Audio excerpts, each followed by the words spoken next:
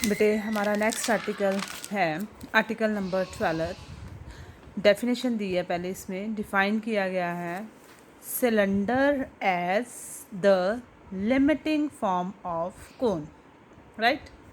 A cylinder whose generators are parallel to the line x over l, y over m, z over n is the limiting position of a cone कब whose vertex is the point LR, हमने यहाँ पे कोई भी point ले लिया है इसे LR, MR, NR, when this point approaches to infinity। अब कहता है कि सिलेंडर जो है, ठीक है, उसका लिमिटिंग केस जो बनेगा ना, लिमिटिंग केस का मतलब ये है कि अगर दोनों जनरेटर्स जो हैं किसी पॉइंट पे जाके इंटरसेक्ट कर जाएं, सपोज़ आर अगर अप्रोच कर जाए इन्फिनिटी को, तो दोनों जनरेटर अगर किसी पॉइंट पे मीट कर जाते हैं, तब ये जो शेप आएगी वो हमारे पास किसकी शेप आएगी। तो जो लिमिटिंग केस हमारा बेटे आएगा वो कौन सी शेप ले लेगा, कोन की। यही चीज़ हमने बोली है, cylinder whose generators are parallel to a fixed line x over l, y over m, z over n। It will be a limiting position of a cone. Limiting position तभी आएगी अगर ये दोनों जनरेटर्स किसी पॉइंट पे कंसाइड कर जाते हैं, ठीक है। और साथ ही कंडीशन दे दी है कि ये जो पॉइंट है ये आर किसको अप्रोच करेगा, इन्फिनिटी को, then it will form a shape of cone. अब आर्टिकल के थ्रू हम इसकी इक्वेशन भी पता करेंगे कि किस तरह से इसकी इक्वेशन बनेगी। We have to deduce from the equation of the enveloping cone of the sphere. Sphere की इक्वेशन दी गई है बेटे हमें, right. Equation of the enveloping cylinder whose generators are parallel to the given line x over l, y over m, z over n। अभी हमें ये पता है कि एनवेल्पिंग कोन की इक्वेशन कैसे आएगी। अभी उन्होंने क्या बताया, किस तरह से आएगी। We have to take any point on this line say R, then points will be L R, M R, N R. Obviously जब मैं इसको इक्वेशन को सॉल्व करूँगी टेंजेंट बनेगा, तो इसकी इक्वेशन हमने ऑलरेडी की हुई है बेटे, S S one is equals to T square, right. तो वही इक्वेशन हमने यहाँ पे यूज़ कर ली है और इसमें कुछ भी नई चीज़ नहीं है। S S one is equals to T square. S is equation of the sphere, S one point will satisfy the equation of plane, right, and t is equation of the tangent plane. अब ये जो equation आ गई हमारी, इसको हमने through out किसके साथ divide कर दिया, आर स्क्वेयर के साथ। तो अभी हमने क्या बोला कि ये क्या है, लिमिटिंग फॉर्म में हमने इसको फाइंड आउट करना है। तो हम क्या करेंगे, अगर आर अप्रोच कर रहा है ज़ीरो को, वन ओवर आर अप्रोच किसको करेगा, इन्फिनिटी को, right. 1 over r will approaches to infinity, 1 over r square also approaches to infinity, क्योंकि something over 0 will be infinity, right। इससे उल्टा अगर वैसे अगर यहाँ पे हम लोग लेते r approaches to infinity, then हमने क्या लिखना था, 1 over r will approach to 0 and 1 over r square approaches to 0। यहाँ पे r अप्रोचेस टू ज़ीरो लिया है, तो 1 ओवर r किसको अप्रोच करेगा, इन्फिनिटी को, 1 ओवर r स्क्वेयर भी अप्रोच करेगा इन्फिनिटी को। तो बस इधर दिस वे और this way you can solve. पर क्योंकि हमने डेफिनेशन जो की है वो क्या की है, r अप्रोचेस टू इन्फिनिटी, तो बेटर है कि हम डेफिनेशन के हिसाब से ही चलें कि r अगर इन्फिनिटी को अप्रोच करेगा तो रेसिप्रोकल जो है वो किसको अप्रोच करेगा, ज़ीरो को, राइट। सिंपल इक्वेशन है। आर्टिकल 13 इसके ऊपर एक आधा क्वेश्चन एक्सरसाइज में बेस्ड होएगा, ठीक है। अगर आर्टिकल आपको क्लियर हो गया है then you can solve the questions also, right. Next is our important article, article number 14। अब चेंज क्या आएगी, जैसे हमने पिछले क्वेश्चंस में किया सेम आर्टिकल, इसमें अब क्या चेंज दे रहा है, इक्वेशन फाइंड आउट करनी है किसकी, टेंजेंट प्लेन की टू अ सिलेंडर। अब टेंजेंट प्लेन की इक्वेशन हमने निकालनी है, तो ये मैं सॉल्व करके ही आपको बताती हूँ क्योंकि इसमें थोड़ी सी टेक्निकल चीज़ें हो सकती हैं। पिछला आर्टिकल तो बिल्कुल सिंपल था क्योंकि आपने ऑलरेडी इसके कॉन्सेप्ट्स जो हैं वो किए हुए हैं। तो आर्टिकल 14 जो है हम सॉल्व करके देखते हैं क्या कह रहा है, what it says. Article number 14 क्या गिवन है? सबसे पहले equation of the cylinder is given to us, right. Equation of the cylinder is given, क्या इक्वेशन दी गई है? A X square 2hxy plus B Y square 2gx 2fy plus C equals to 0। Second equation उन्होंने ये बोली है कि equation of tangent plate and any point x1 y1 z1। तो equation of any line, equation of any line through the given point x1 y1 z1। Line की equation क्या आएगी बेटे? x minus x1 over L, y minus y1 over m, right, z minus z1 over n, right. Any point on it से r, then points क्या आ जाएंगे? L R plus x1 plus L R, दूसरा y1 plus M R, तीसरा point क्या आ जाएगा? z1 plus N R, ठीक है। अब हमने क्या बोला कि ये जो पॉइंट आ रहा है ऑब्वियसली ये सिलेंडर की इक्वेशन को क्या करेगा? सेटिस्फाई करेगा। सेटिस्फाई करेगा तो इक्वेशन ऑटोमेटिकली ट्रांसफॉर्म किस फॉर्म में हो जाएगी? ए एक्स का स्क्वायर, इसका होल स्क्वायर खोलेंगे तो क्या आ जाएगा? A square plus B square plus 2 times A B plus 2hxy, इन दोनों को मल्टीप्लाई करना हमने, क्या आ जाएगा? x1 y1 plus x1 mr plus lr y1 plus mnr square plus by square. What will be by square बेटा?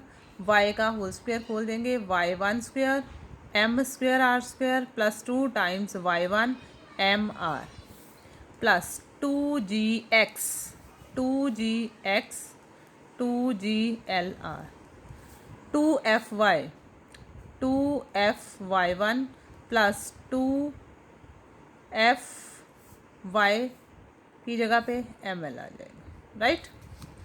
2fy1 plus 2fml plus c equals to 0, right.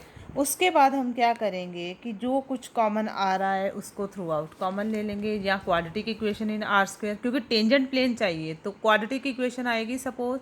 फिर हम कहेंगे क्योंकि ये सिंगल पॉइंट पे टच करता है तो डिस्क्रिमिनेंट शुड बी 0, तो या कांस्टेंट टर्म शुड बी 0, तो वो कंडीशंस हम यूज़ करेंगे, फिर इसको सॉल्व करते हैं। तो कोफिशिएंट ऑफ आर स्क्वायर पहली ब्रैकेट से क्या आ रहा है?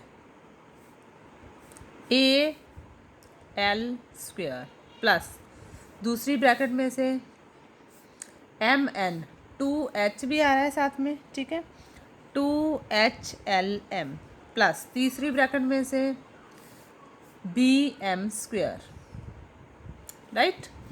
Next coefficient of R, 2R throughout common आ ही जाना है हमारा, 2R हम लोग कॉमन ले लेते हैं। अंदर क्या बचेगा? फर्स्ट ब्रैकेट में से अगर मैंने 2 भी कॉमन लिया, R भी, LX1 A भी तो साथ में आ रहा है, ठीक है। तो इसको हम रीराइट करके लिख सकते हैं L times AX1 plus second bracket को अगर हम सॉल्व करें, R का कोफिशिएंट क्या आ रहा है बेटे? 2 हमने कॉमन ले लिया, HX1 times M, HX1 times M plus, क्योंकि 2 ऑलरेडी कॉमन है, H R common LY1, fine, plus इस ब्रैकेट में से भी R के कोफिशिएंट्स क्या आ रहे हैं? B2 कॉमन आ जाएगा, ठीक है, B2 भी कॉमन आ गया, Y1 M R 2R common. Next नहीं, अभी R वाली टर्म बची हुई है बेटे, plus 2R common LG plus any other term no, fine. इसको अब हमने बस सॉल्व ही करके देखना है और कुछ नहीं किया। बाकी जो टर्म्स मेरे पास बच गई हैं वो कौन सी टर्म्स बची हैं बेटे? देखो ज़रा, कांस्टेंट टर्म फर्स्ट ब्रैकेट में से AX1 स्क्वायर, प्लस का साइन है, AX1 स्क्वायर, यहाँ से कांस्टेंट टर्म क्या बचेगी? 2HX1Y1 2HX1Y1 प्लस इस ब्रैकेट में से बी वाई वन स्क्वायर, इस ब्रैकेट में से चली गई, और क्या बचा मेरे पास 2g(x1) प्लस 2f(y1), क्योंकि r वाली टर्म हमारी सारी यूज़ हो चुकी हैं, r वाली, ठीक है, coefficient of r, 2f(y1) plus 2f(ml) plus c is equals to 0, ठीक है। ये यूज़ तो नहीं होगी हमारी, 2f(m) r, ये टर्म बेटे हमारी यूटिलाइज हो जानी है, r है ये 2f(r), ये यूज़ हो चुकी है, बाकी टर्म है। अब ये देखो बेटे, ये तो गिवन इक्वेशन के साथ मैच कर रही है, ax1 square 2hx1y1 by1 square 2gx1 2fy1 plus c। तो पॉइंट जो है इस इक्वेशन में से क्या कर रहा है, पास कर रहा है। तो ये क्या आ रही है बेटे, क्वाड्रेटिक इक्वेशन आ रही है, किस में, r में। तो अगर ये क्वाड्रेटिक इक्वेशन है और ये पॉइंट x1 y1 ऑलरेडी इस इक्वेशन को सेटिस्फाई कर रहा है, ये टर्म तो क्या हो गई बेटे, ज़ीरो। क्यों? क्योंकि अभी हमने बोला x1 y1 z1 point lies on the given equation. तो इसमें जब पुट किया तो ये तो टर्म सारी की सारी किसके इक्वल थी, ज़ीरो के। तो ये वैल्यू तो हमारी हो गई ज़ीरो। बाकी टर्म्स क्या बचेंगी, r स्क्वायर प्लस 2r वाली टर्म। इसमें से भी अगर हम r कॉमन ले लें तो अंदर क्या बचेगा, r into bracket plus 2 into something equals to 0। तो product of two terms zero, इधर r इक्वल्स टू 0, रेडियस तो ज़ीरो हो नहीं सकता, ठीक है। तो फिर सेकेंड ब्रैकेट को सॉल्व करके मैं r की वैल्यू निकालूंगी, या दूसरा मेथड मैं ये लगा लूँगी कि एक रूट जो आएगा इक्वेशन का वो कैसे आएगा, कांस्टेंट टर्म क्योंकि ज़ीरो आ गई है, तो एक डायरेक्ट रूट मेरे पास क्या आ गया, r is equals to 0। Fine, coefficient of r should be 0 also, तभी मेरे पास r की वैल्यू आ जाएगी। तो जो मेरे पास कोफिशिएंट ऑफ r है वो सारी टर्म क्या आनी चाहिए, इक्वल्स टू 0 आनी चाहिए। तो बाद में हमने जब एलिमिनेट करना है सारी टर्म में से l m n तो मुझे नहीं चाहिए, तो l किसके प्रोपोर्शनल है बेटे, l is proportional to x minus x1, m is proportional to y minus y1, z is proportional to z minus z1। तो ये सारी टर्म्स हमने सॉल्व करके इनकी वैल्यूज़ जो हैं उनको रिप्लेस करके फिर सॉल्व करना है। उसके बाद उन्होंने ये सॉल्व कर दिया हमारा, ठीक है। इक्वेशन किसकी निकालनी थी, टेंजेंट प्लेन की। तो z एब्सेंट है ना, क्योंकि z तो यूज़ ही नहीं हो रहा कहीं पे भी, तो z तो मुझे चाहिए। तो जनरेटर्स जो हैं हमने क्या ले लेने हैं, पैरेलल टू से z एक्सिस के पैरेलल, तो मेरे नंबर्स यूज़ हो जाएंगे 0 0 1। नई इक्वेशन ये बन जाएगी। अगर इसके ऊपर मैं कोई भी पॉइंट t ले लूँ तो पॉइंट क्या आ जाएगा, x1 y1 z1 plus t। फिर ये जो है पॉइंट, ये सिलेंडर की इक्वेशन को क्या करेगा, सेटिस्फाई। तो ये वैल्यू मैंने जो r का कोफिशिएंट हमने लिया था उसमें रिप्लेस की, तो सारी वैल्यू सेम आ रही हैं। तो इसका मतलब टेंजेंट प्लेन जो होएगा टच करेगा सिलेंडर को, किसके along, generators through that point. तो यही हम प्रूफ करना चाहते थे, ठीक है। अब फर्स्ट एग्जांपल हमने कल कर ली थी, सेकंड एग्जांपल में भी आपने की हो या नहीं की हो, इसका एक ओवरव्यू मैं स्टेटमेंट वाइज आपको ज़रूर दूंगी। एग्जांपल 2 क्या कहती है, we have to find enveloping cylinder, किसके लिए, एलिप्सॉइड के लिए। आर्टिकल हमने किसके ऊपर किए हैं बेटे, सफ़ेयर के ऊपर ज़्यादा किए हैं। तो अब जो क्वेश्चन है वो किसके ऊपर आ गया बेटे, मेरे पास ellipsoid. Ellipsoid means X square over A square plus Y square over B square plus Z square over C square is equals to 1। Generators parallel to the line which meets the X Y plane in a circle. तो X Y plane का मतलब क्या होएगा कि Z का component हमारे पास क्या आ रहा है, 0 आ रहा है, ठीक है। तो जो रिजल्टिंग फिगर बनेगी वो कौन सी शेप आनी चाहिए, सर्कल की। जैसे अभी हमने कहा कि सपोज़ करो अगर मेरे पास सिलेंडर था, ठीक है, यही था ना सिलेंडर की इक्वेशन। तो जनरेटर्स पैरेलल आ रहे थे किसके, फिक्स्ड लाइन के। तो हमने लिमिटिंग केस लिया था अगर आर अप्रोच कर जाता है इन्फिनिटी को, ठीक है। आर अप्रोचेज टू इन्फिनिटी या आर अप्रोचेज टू ज़ीरो, दोनों केसेस मैंने आपको बताए थे अभी। आर ज़ीरो का अप्रोच तभी करेगा रेडियस अगर दोनों जनरेटर किसी पॉइंट पे जाके क्या कर जाए, मीट। तो ये फिर कौन सी शेप ले लेगा, कोन की शेप। तो अब जो क्वेश्चन है वो कहता है कि एलिप्सॉइड है हमारे पास, ठीक है। अगर एलिप्स सिंपल ये है, अगर 3D में होगा तो it is an ellipsoid. Ellipsoid जो है अगर कहते हैं उसके टेंजेंट्स जो ले हम लोग लिमिटिंग केस में, तो जो शेप बनेगी ना वो कौन सी शेप बनेगी, सर्कल की शेप बनेगी। X square plus Y square equals to A square बनेगा। ये हमने प्रूव करना है लिमिटिंग केस में। अब हमें दिया क्या गया है, लाइन की इक्वेशन दी गई थी हमें already, right. Fixed line is already given in the statement, it is X over zero Y over plus minus square root of A square minus B square Z over C. This is the equation of given line. Equation of the ellipsoid is given x square over a square y square over b square z square over c square is equals to 1. तो ये हमें पहले equation दी गई है, line की equation दी गई है, ठीक है।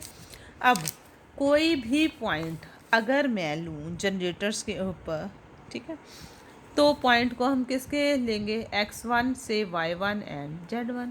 इस पॉइंट के थ्रू अगर मैं एक्स इक्वेशन निकालूं टेंजेंट की पॉइंट के थ्रू, तो लाइन की इक्वेशन क्या आएगी, x minus x1 over l proportionate to zero ही आएगा।